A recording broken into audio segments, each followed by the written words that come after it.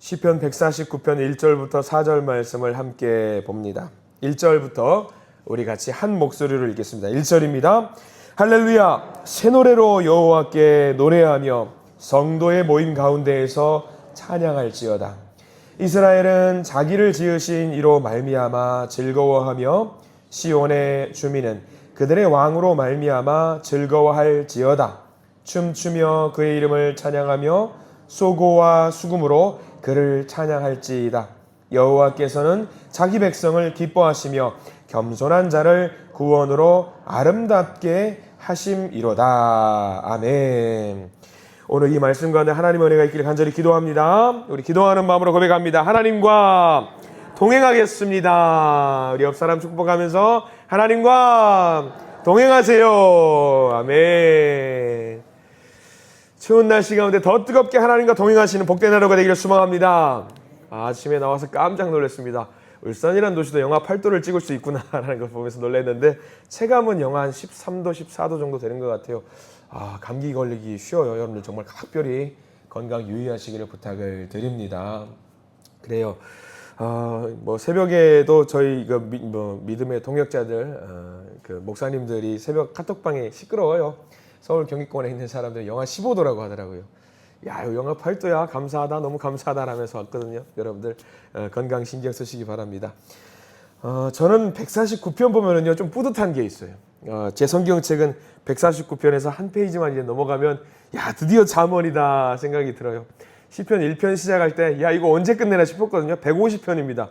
무려 150편. 여러분들 4달 달려오신 거 아세요? 4달. 그래서 야, 하나님 이거 언제 끝냅니까? 주님 도와주세요 했는데 정말 감사하게도 이제 150편 한 편만 남아 있다라는 것이 개인적으로 너무 감사하더라고요. 정말 힘든 과정 가운데 시편을 묵상하게 됐는데 이 시편을 통해서 많은 또 은혜를 하나님께서 우리에게 주셨다고 생각을 합니다.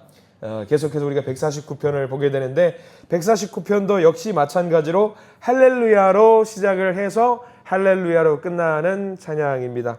어떤 목사님이 시편 146편 7편부터는 노래 하나가 떠오른대요. 어떤 노래냐면 할렐루야 하는 그 노래 있죠. 그 찬양이 떠오른다라고 하더라고요. 맞는 것 같아요. 할렐루야로 시작해서 할렐루야로 끝나는 노래인데 149편의 신앙 고백은 한 가지 더 우리에게 주는 의미가 있어요. 뭐냐면 여러분들 2절 보십시오. 우리가 대충 아무렇지 않게 넘어왔겠지만 2절을 보시면은요, 이 시편 149편을 썼던 사람이 어떤 마음을 가지고 우리 하나님을 맞아들였는지가 나와 있거든요. 2절 말씀 한번 읽어볼게요. 시작. 이스라엘은 자기를 지으신 이로 말미암아 즐거워하며 시온의 주민은 그들의 왕으로 말미암아 즐거워할지어다. 하나님을 어떤 특별한 대상으로 인정하고 있는 바가 있습니다. 뭘로 인정하는 것 같아요? 지으신인데 왕, 그들의 왕으로 인정했어요. 내 왕, 우리 왕, 나의 왕으로 지금 인정하고 있는 거거든요. 온 우주 만물의 왕으로 하나님을 인정하고 있습니다. 왕은요, 그 백성 가만두지 않습니다. 왕은 그의 백성들을 돌보시고요, 왕은 지키시는 분이죠. 그렇기 때문에 그냥 찬양하는 것이 아니라 왕을 찬양하자예요. 왕을. 나의 왕 되신 분을 찬양하자. 이게 참 귀한 말씀입니다. 그 왕이 백성들을 어떻게 하신다? 나와 있어요. 4절. 4절은요, 여러분 전체를 다 밑줄 그으셔야 됩니다. 그 왕이 그 백성들을 어떻게 지키시고 인도하신다? 나와 있어. 4절 읽어볼까요? 시작. 여호와께서는 자기 백성을 기뻐하시며 겸손한 자를 구원으로 아름답게 하심이로다. 왕이 어떻게 한다? 그 백성을 구원으로 인도하신다라는 이야기가 담겨 있어요. 얼마나 귀한 말씀이에요. 그 백성이 아무리 절망 가운데 있다라고 할지라도, 슬픔 가운데 있다라고 할지라도 그 백성을 가만두지 않으시고 기뻐하시면서 구원으로 인도하신다라는 이야기입니다. 여러분 이거 믿으십시오. 믿어져야 됩니다. 믿어져야 돼요. 우리들은요, 저와 여러분들 믿는 자들을요 가만히 두지 아니하시고 넘어져 있다고 할지라도 반드시 일으켜 세우시고 구원의 문으로, 구원의 길로 반드시 인도하신다라는 사실입니다. 할렐루야. 이거 믿어야 돼요. 이거 믿어야 돼요. 얼마나 귀한 말씀인지 몰라요. 우리가 하나님을 그래서 왕으로, 나의 주님으로 모신다라고 하는 것이 정말 좋은 일이라는 것을 우리가 알아야 됩니다. 놀랄 일이에요. 대단한 일이에요. 왜? 사람들은요, 믿지는 장사 안 해요. 절대 안 합니다. 손해보는 장사 절대 안 하는데요. 이거는요, 우리를 구원으로 인도한다라는 것은요, 누가 봐도 이건 하나님이 믿지는 장사예요. 손해보는 장사예요. 안 해도 돼요. 그러면 우리를 구원으로 인도할 때는요, 그의 응당, 대가가 비례하는 무언가가 하나님께 주어져야 돼요. 우리가 뭘 줘야 됩니다, 하나님께. 그러면 우리가 구원으로 인도받기 위해서 그 통행세를 지불해야 되는데, 그것에 필적할 만한 무언가 드릴 만한 거 여러분들 갖고 있는 거 있으세요? 뭘 드려야 된다라고 하는데, 그래야지 구원으로 가는데 그 열쇠를 주신다는데, 그러면 여러분들 드릴 거 있어요, 없어요? 아무도 없어요. 아무도 뭐 드릴 수 있는 게 없어요. 그럼에도 불구하고 왕이신 하나님께서 그의 자녀들에게, 그의 백성들에게 구원을 주신답니다. 여러분 그 구원을 반드시 누리시기 바랍니다. 누리기만 하면 돼요. 누리려면 뭐 하면 돼요? 믿기만 하면 되는 거예요. 참 쉽죠. 믿기만 하면 된다니까. 이 쉬운 길을 근데 사람들이 안 한다라는 게 참 가슴 아픈 일이에요. 그리고 여러분들 안타까운 거, 내가 믿는다고 다 되는 게 아니라 믿는다고 고백을 하는 순간 무슨 일이 발생되느냐? 세상살이가 힘들어져요. 이상하게. 하나님의 백성으로 살겠다고 고백하는 순간부터 삶이 정말 어려워집니다. 왜냐하면 내가 내 주님이 하나님이라고 고백하는 순간부터 우리는 뭘 당하게 되냐면 영적인 공격을 당하게 됩니다. 어제 우리 수요 예배 시간에 우리의 삶이 뭐라고 말씀드린 적이 있냐면 영적인 전쟁터라고 말씀을 한번 드린 적이 있습니다. 내가 주님을 믿는다고 고백하는 순간 우리의 삶이 평온하지 못하고 전쟁터로 변합니다. 마귀가 집요하게 성도들을 괴롭힙니다. 죄를 짓게 만들고요, 무너지게 만들고요, 하나님의 은혜와 복을 잃어버리게 만들어요. 고통과 근심 속에 만들어요. 참 안타깝죠. 그래서 성경은 말하지요. 사탄 마귀가 우는 자와 같이 막 돌아다닌다라고 성경은 기록하고 있어요. 근데 우리는 어때요? 너무 약해요. 정말 약해. 이겨내기가 어렵습니다. 우리가 강한 척 백날 하는데 정말 무너지기가 쉬운 게 사람이에요. 근데요, 오늘 말씀, 4절 말씀 의지하시면은요, 용기를 얻을 수 있어요. 왜? 우리는 두려워할 필요가 없어요. 믿기 때문에. 누구를 믿어요? 왕 대신 하나님을 믿기 때문이죠. 그래서 2절 끝자락에 보면은요, 이런 말씀이 있어요. 2절 끝자락도 여러분들 밑줄을 그으셨으면 좋겠는데, 그들의 왕으로 말미암아 즐거워할지어다. 나의 힘을 의지해서 즐거워할 필요가 없어요.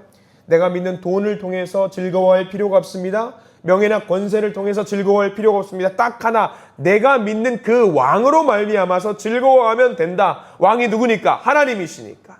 하나님으로 말미암아 즐거워할 수 있어요. 하나님이 그 백성을 내버려 두지 않으세요. 하나님이 그 백성을 기뻐하셔요.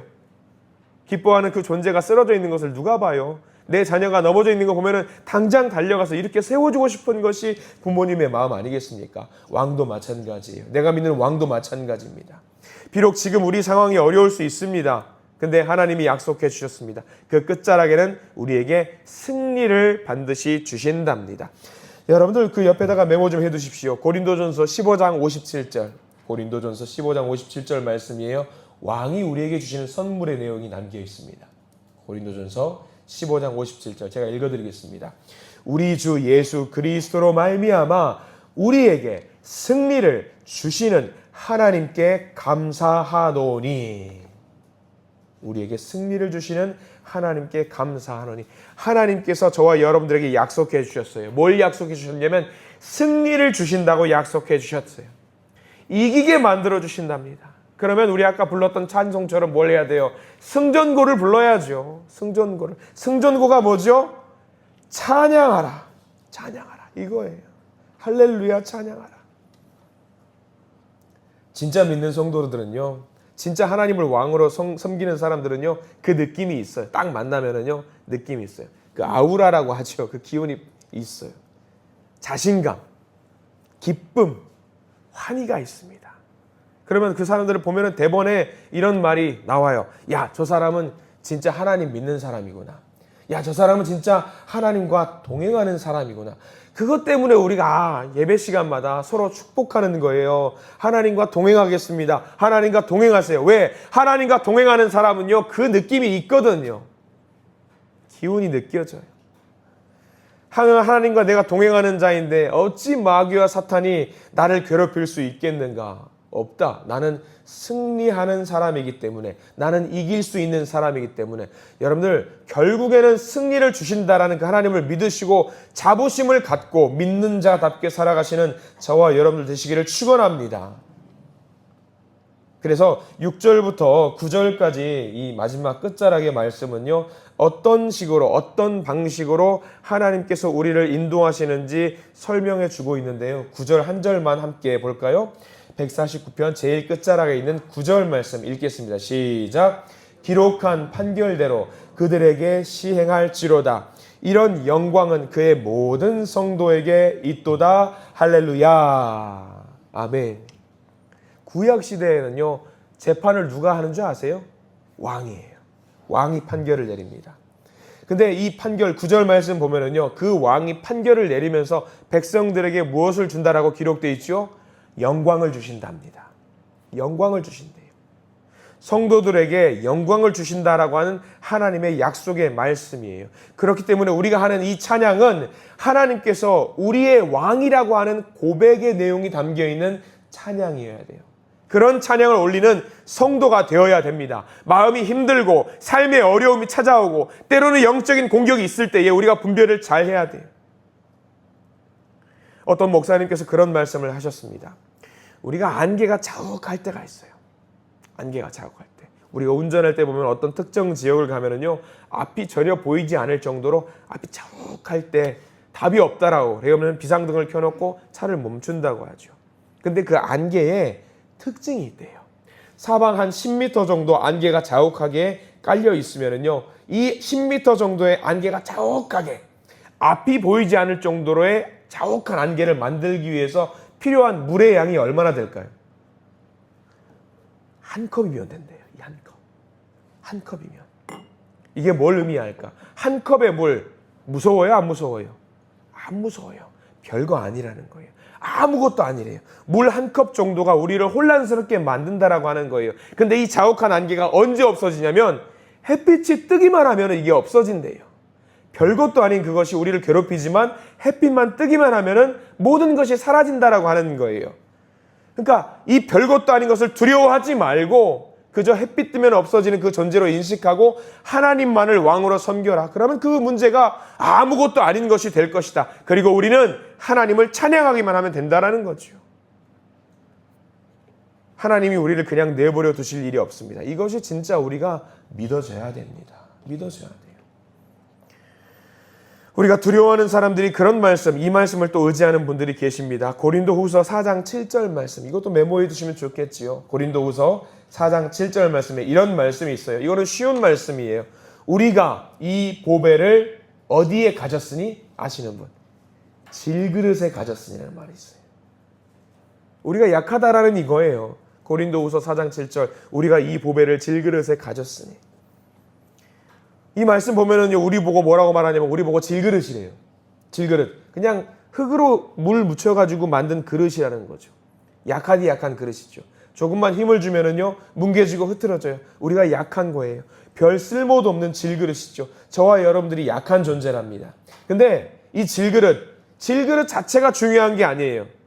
내가 중요하니까 나만 바라보기 때문에 내 질그릇이 중요하다고 생각하죠. 나를 바라봅니다. 근데 이 말씀에 따르면, 고린도후서 4장 7절 말씀에 따르면요, 중요한 것은 질그릇이 아니라는 거예요.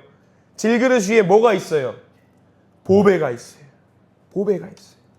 우리는 보배를 잘 못 봐요. 왜? 내가 중요하니까 질그릇만 보죠. 근데 사실 우리 마음속에 품고 있는 질그릇을 바라봐야 될 것이 아니라 무엇을 바라봐야 되냐면 내 손 안에 이렇게 포개고 있는 이 가운데 뭐가 있냐면 보배가 있다라는 거예요. 이 보배가 누구냐면 예수 그리스도죠.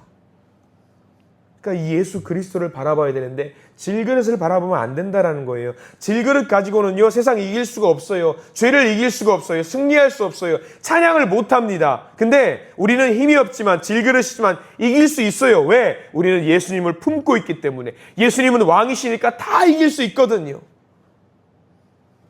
왕이신 예수님을, 보배가 되신 예수님을 잘 품고 있기만 하면 되는 겁니다. 아까 이어서 고린도후서 4장 7절 말씀에 이어서 고린도후서 4장 8절 9절 말씀도 알려드릴게요. 우리가 사방으로 우겨싸움을 당하여도 쌓이지 아니하며 답답한 일을 당하여도 낙심하지 아니하고 박해를 받아도 버림받지 아니하며 거꾸로 뜨림을 당하여도 망하지 아니하고. 우리 마음속에 예수 그리스도라는 보배를 품고 있는 자가 누릴 수 있는 은혜입니다. 그러면 예수 그리스도를 품고 있기 때문에 우리가 비록 쓰러진다라고 할지라도 예수 그리스도가 우리를 다시 예쁘게 만들어 주셔서 세상 권세들을 이기게 만드신다라는 겁니다. 여러분들 마음 중심에 혹시 예수님이 있으십니까? 하루 종일 예수를 품고 잊지 않고 사셔야 돼요. 순간순간 우리는요, 망각의 동물이라서 내 안에 예수 그리스도가 있다는 것을 잊어버릴 때가 너무나도 많아요. 잊어버리면 뭐가 되는지 아세요? 제일 먼저 실수하는 것. 마음에 다른 것이 들어오고요. 다른 것이 들어오면요, 다른 생각을 하고요. 다른 생각하면 뭐가 되느냐면 다른 말을 하게 돼요. 예수 그리스도를 믿는 자답게 말하지 못하게 돼요. 그러면 순간순간 내가 예수 그리스도를 품고 있는 자로 살면은요, 다른 생각을 못해요. 예수 그리스도만 생각하고요. 예수 그리스도의 말만 나와요. 그러면 되는 거거든요. 우리가 신앙생활 하면서 저도 그런데요, 제일 부끄러운 게 뭐냐면 내 마음속에 보배를 품지도 않았으면서 보배를 품은 것처럼 행동할 때가 있더라고요. 속은 성질이 부글부글 하는데 겉으로는 아무렇지 않게 태어난 척 지낼 때가 있더라고요. 죄가 겉으로 드러나지 않게 속으로 꾹꾹 눌러 담아요. 이게 정말 부끄러운 일이더라고요.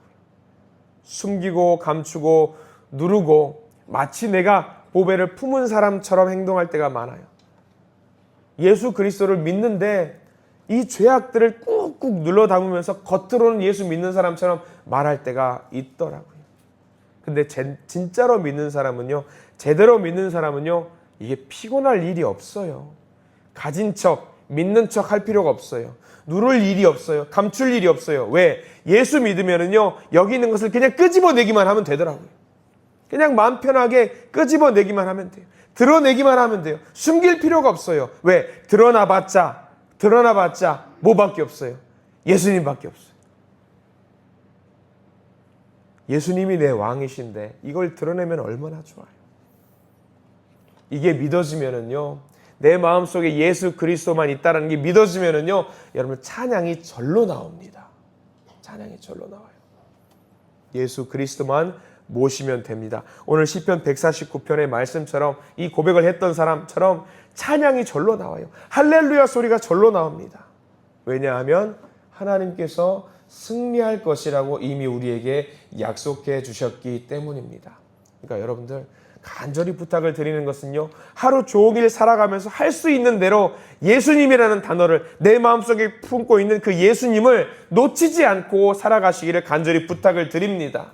나는 죽고요, 나는 죽어버리고요, 예수로 사는 자로 살게 해 주십시오라고 기도 올리시기 바랍니다.